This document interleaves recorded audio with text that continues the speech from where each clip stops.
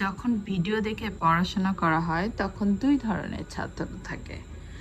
একজন ছাত্র থাকে যে পড়াশোনা করার সময় ভিডিও দেখে পড়াশোনা করছে এবং সে কি করছে, সাথে একটা নোট রাখছে এবং সেখানে নোট করে নিচ্ছে। হ্যাঁ, এবং আরেক ধরনের ছাত্র থাকে যে ভিডিও দেখার পাশাপাশি কি করতেছে, এই যে ল্যাপটপেও ভিডিও দেখতেছে, অর্থাৎ এদিকে তার মনোযোগ নাই।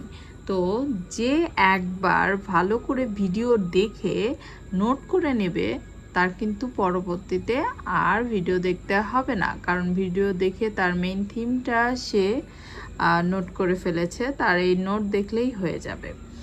আর এটা বারবার রিভিশন দিলেই তার হবে, তার আর ভিডিও দেখতে হবে না। কিন্তু যে অমনোযোগী, মানে ভিডিও দেখার পাশাপাশি ল্যাপটপ দেখতেছে, আসলে 100 বার ভিডিও দেখলেও আসলে এর মেইন থিমটা জানাই হবে না। সো বুঝতেই পারছো যে নোট করাটা কত জরুরি। Thank you.